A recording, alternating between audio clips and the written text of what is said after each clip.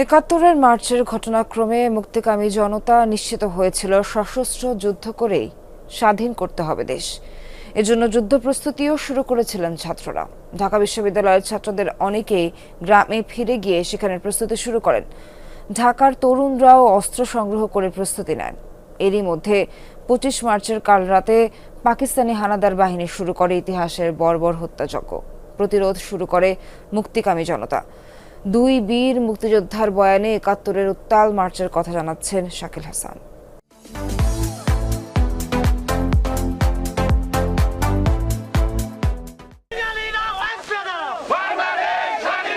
১৯৭১-এর ১ March গণপরিষদ অধিবেশন স্থগিতে ক্ষুব্ধ হয়ে ওঠে মুক্তিকামী জনতা।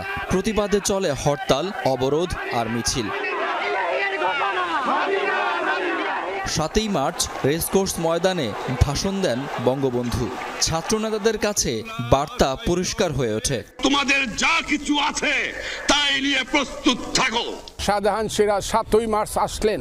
৭ই মার্চে আইসা আমারে বললেন, ফজলুর রহমান, ঢাকাতে কোনো কাজ নাই, আগামীকাল কিশোরগঞ্জ চলে যাও, সেখানে গিয়ে ট্রেনিংয়ের ব্যবস্থা করো, মানুষকে মুক্তিযুদ্ধের জন্য প্রস্তুত করো। ১১ তারিখে বাড়িতে গেলাম, থানার ওসিরে গিয়ে বললাম, আপনার আর কোনো কাজ নাই, অস্ত্রগুলা দিয়ে দেন। ২৭টা রাইফেল নিলাম, কিছু গাদা বন্দুক ছিল সেইগুলা নিলাম, সিভিল গান আনলাম।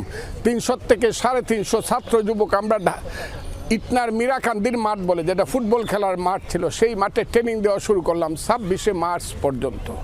ঢাকার তরুণরাও নানা জায়গা থেকে সংগ্রহ করেছিলেন অস্ত্র। তেমনই এক গেরিলা যোদ্ধা ইশতিয়াক আজিজ উলফাত। ইত্তেফাক পত্রিকার পাশে বাস করতেন পরিবার নিয়ে।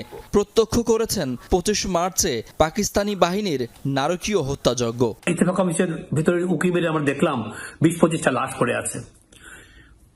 তো সেই সাইকেল দিয়ে আমি গেলাম সদরঘাটের দিকে।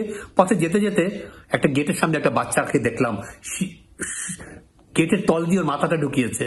ও বোধহয় ক্রস করতে পারেনি, ওখানে পড়ে আছে এক সাগর রক্তের উপরে, তার নিজের রক্তের উপরে বাচ্চাটা ওইভাবেই গেটটা ধরে মরে পড়ে আছে। তো তারপরে গেলাম সদরঘাটে, গিয়ে দেখলাম লাশ ভাসছে নদীতে, সব জায়গায় খালি লাশ আর লাশ। কিশোরগঞ্জ আর ঢাকায় থাকা এই দুই যোদ্ধা কিভাবে পেলেন মুক্তিযুদ্ধের আনুষ্ঠানিক নির্দেশনা?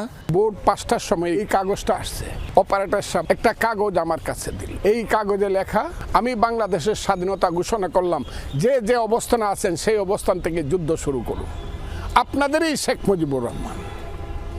এই কাগজটা আমি হাতে পাইলাম। এই কাগজটা হাতে পায়ে ইটনার মীরাকান্দির মাঠে এসে হাজার হাজার মানুষের সামনে দেখাইলাম, এই যে বঙ্গবন্ধুর স্বাধীনতার ঘোষণা। সেই ঘোষণা হলো ২৬শে মার্চ গেল।